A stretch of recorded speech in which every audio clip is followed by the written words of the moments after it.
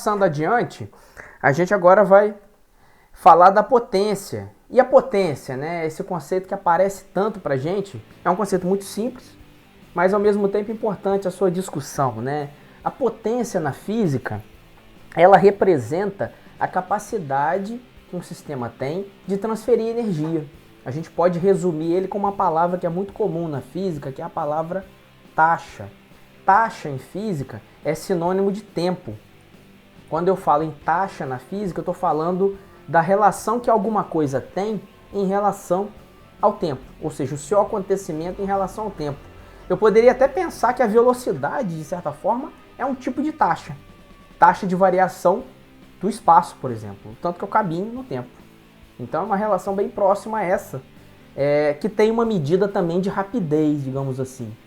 Então a potência para nós vai representar, por exemplo, o quão rápido um sistema consegue transformar energia. Milton, está muito vago, não entendi nada. Então vamos começar com um exemplo simples. Por exemplo, se eu pego um ventilador, pego ali um ventilador e comparo o modelo A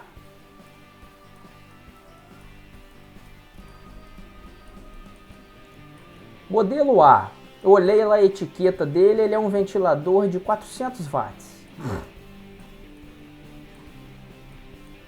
Olhei o modelo B, o modelo B é mais caro um pouquinho. Aí fui ver a potência do modelo B, 600 watts. O que muda de efeito para você que está comprando o ventilador? O que tem de diferente neles? Lógico que pode ter muita coisa diferente. Por exemplo, você pode ter o número de pás diferente, você pode ter a abertura do ventilador maior ou menor, você pode ter a cor dele diferente, pode ter o peso dele. Mas quando você olhar essa característica, ou seja, a potência, o que você vai ter em mente, o que você vai ter noção é que é o seguinte, que o ventilador de 600 watts, necessariamente o motor elétrico dele pega os mesmos ampere que o outro pega e transforma mais ampere em movimento. Se isso vai ventar mais para você, é uma questão um pouco mais elaborada, porque depende do tamanho das pás, do formato, tem várias questões aí. Hoje, por exemplo, atualmente eu vejo, esses tempos atrás eu comprei um ventilador para minha casa e eu fico observando, cada vez que eu compro um ventilador ao longo da minha vida, eles estão sempre diferentes. Agora tá vindo um ventilador que tem um monte, quase 8 pás. Quando eu era pequeno, eles tinham 3 pás. Então mudam, né? Os designs, isso muda a capacidade dele de ventar. Mas se eu pudesse comparar os dois ventiladores iguais, só com potências diferentes, eu diria que aquele que tem 600 watts é capaz de transformar mais energia por tempo que o outro. Então, portanto, ele venta mais forte. Então essa é a consequência que a gente observa da medida de potência. Se eu for para outros exemplos, se eu falar, por exemplo, de um forno, que a gente fala de calor, tem um forno de 600 watts e outro de 800 watts. Qual a diferença? A diferença naturalmente vai ser que o de 800 watts não só aquece um pouco mais, como ele aquece mais rápido. Se eu ligar ele rapidinho já está quente, o outro vai demorar um pouco mais. Então a potência... Tá passando o cara da feira aqui, ó. Eu tentei isolar meus áudios aqui, mas vocês vão ouvir a oferta do cara do hortifruti. Então a medida de potência representa para nós o tanto que a energia está sendo transferida. A gente vai pensar aí um zilhão de exemplos em que a potência aparece e é essa a medida dela. Ela representa o tanto de energia que é transferido. Se eu tenho mais potência, eu entrego mais energia, naturalmente. Oi, fala. Ah, tudo bem, vai ficar gravado, depois ela segue aí assistindo, sem problemas, ou mande dúvidas, tá ótimo. Eu não vou demorar muito mais também não, tá pessoal, para não ficar cansativo para vocês.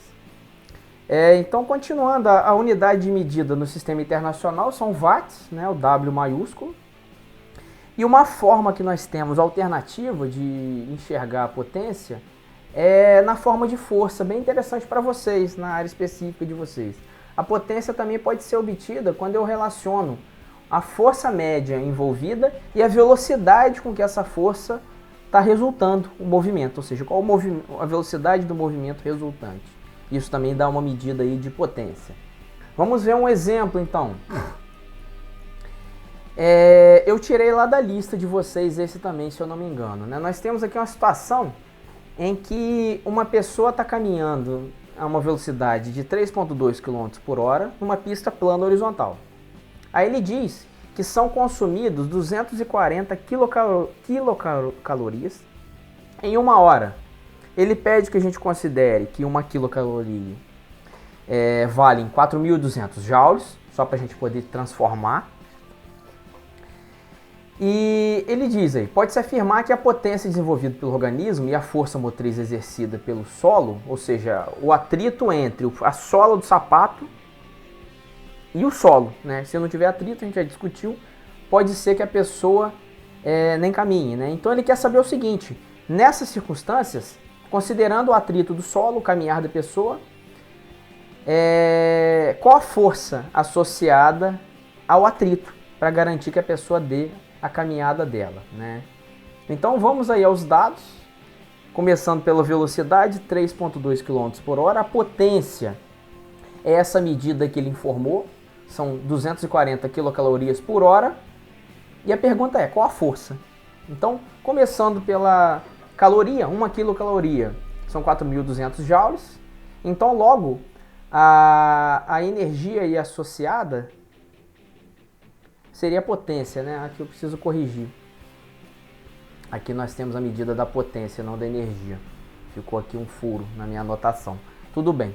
Estou passando esse valor aqui. Ou passe a energia, não teria problema, né? Não botei aqui por horas, não teria grande problema com isso. Deixa eu tirar esse...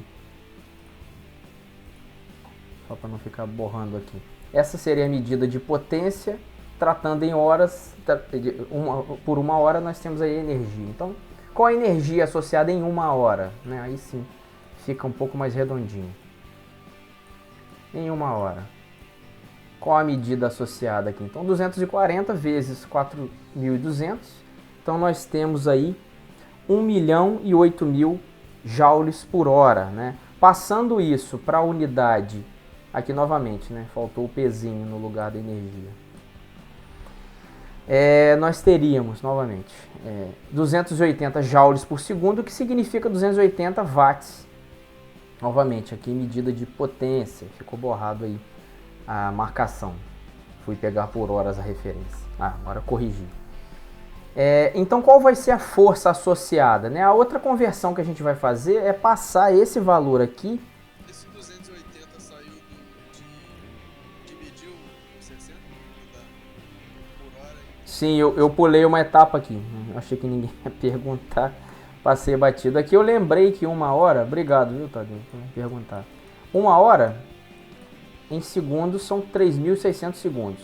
Por que eu passo para segundos? Porque o watt está em termos de joules por segundo. Então eu peguei esse valor... Ops, não precisa arriscar. Peguei esse valor e dividi por 3.600. Fazendo ele aqui dividido por 3.600. Dividindo 1.008.000 por 3.600, aí a gente fica com 280. Aqui sim o correto, né? Tá com potência, eu corrigi aqui na frente, nesse slide. O anterior tá com a indicação errada, né? Essa é uma medida de watts. Energia seria apenas o 240 quilocalorias em uma hora. Então, resumindo sua pergunta, 280 vem lá quando eu divido por o equivalente a uma hora em segundos. Passando aí para a potência... Então, qual é a força envolvida nesse movimento? Então, substituindo, né, a potência 280 watts, que é igual a força vezes 0,89 metros por segundo. Da onde saiu esse valor? Passei direto de novo aqui, hein, gente. Peguei esse valor aqui, que está em quilômetros por hora, e dividi ele por 3,6. Resultado metros por segundo. Então esse valor aqui foi dividido por 3,6. Então a força fica sendo a divisão de 280 por 0,89.